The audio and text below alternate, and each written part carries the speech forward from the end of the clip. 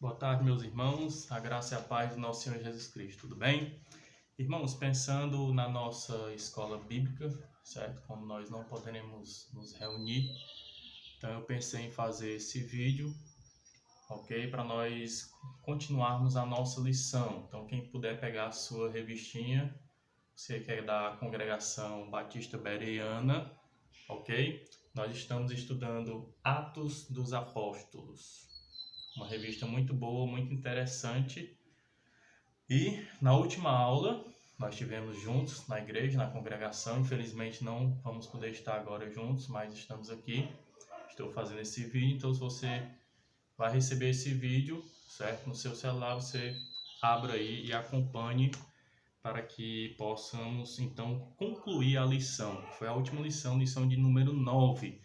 Essa lição, o autor da revista vai tratar sobre Pedro, ok? E o título da lição é Pedro, Salvação para Todos.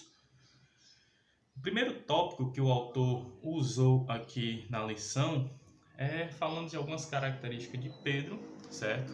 E ele inicia com Atos, capítulo 10, melhor dizendo, Atos, capítulo 9, no finalzinho do capítulo 9, onde Pedro entra em cena, certo? Para quem não sabe, Atos foi narrado por Lucas. Lucas foi quem escreveu o livro de Atos, o Dr. Lucas, e ele inicia aí a trajetória de Pedro no finalzinho do capítulo 9, após Paulo ter sido enviado para a sua cidade natal, lá em Tarso.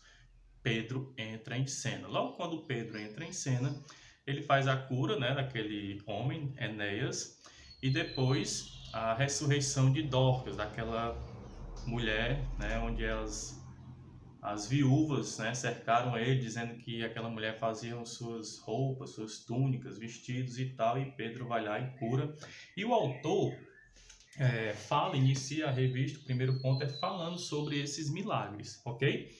E também, ao falar dos dois milagres que eu mencionei agora no final do capítulo 9, ele também vai falar sobre as características de Pedro. Ele compara Pedro com Jesus, com relação a algumas características que eles usaram nos milagres, tanto Pedro como o Senhor Jesus. E aí ele traz alguns versículos, nós já estudamos isso, então não é necessário fazermos novamente. Ele diz, compare Mateus 9,6 com Atos 9,34 e Marcos 5,41 com Atos 9,40, ok? Nós já fizemos isso então na nossa aula lá na congregação.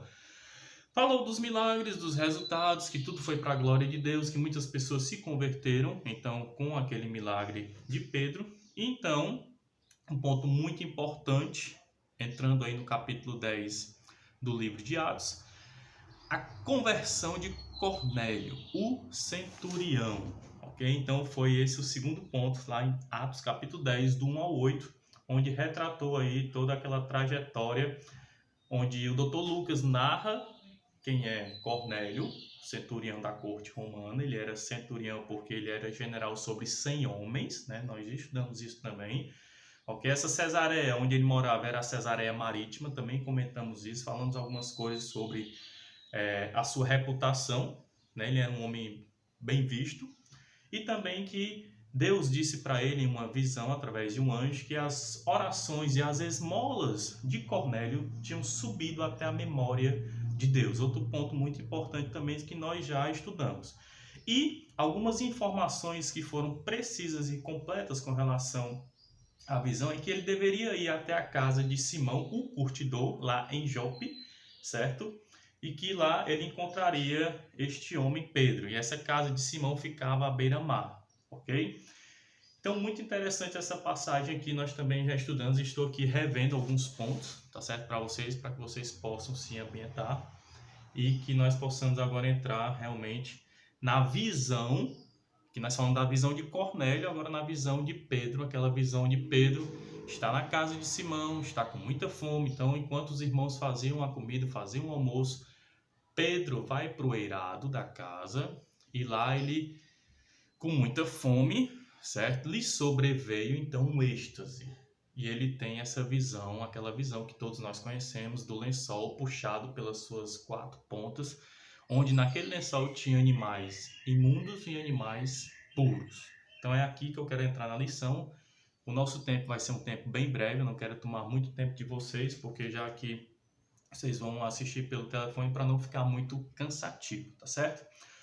O Deus que agiu de um lado agora age do outro. Foi onde nós paramos na última lição. Pedro recebeu uma visão extraordinária. É o nosso terceiro ponto da nossa lição. Este tinha subido ao terraço para orar e esperava por uma comida que estava sendo preparada para ele. Lá teve uma visão, um grande lençol que descia do céu baixado pelas quatro pontas, com toda a espécie de quadrúpedes, répteis e aves do céu.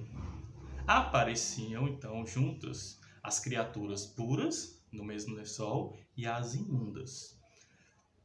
Então a voz ordenou a Pedro que matasse e comesse daqueles animais. Pedro negou veementemente, como era característico de seu temperamento. Contudo, a voz então lhe respondeu: não considere impuro aquilo que Deus purificou.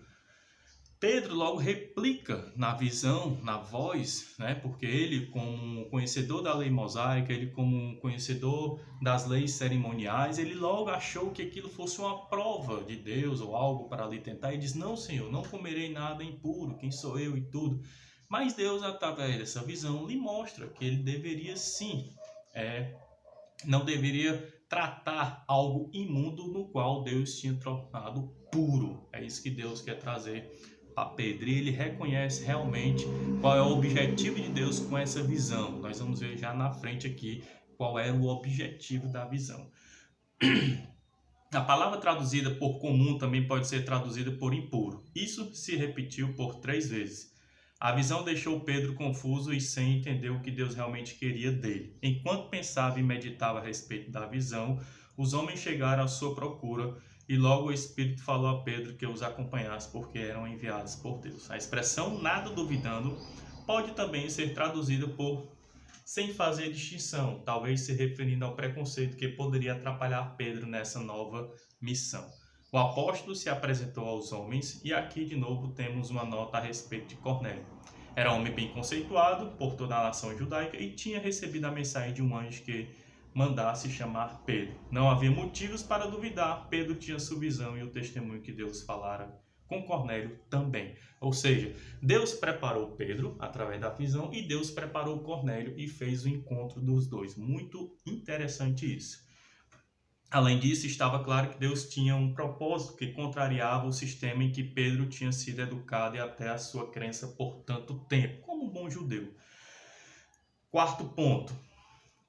No dia seguinte, Pedro e sua equipe, formada por ele, os 3 homens do centurião e mais alguns irmãos daquela região, partiram então para Cesareia. Então Pedro foi ao encontro de Cornélio, ok? O tempo de viagem era de aproximadamente 9 horas. Quando chegaram à casa de centurião, encontraram um grupo esperando Pedro, interessados no que ele tinha para dizer.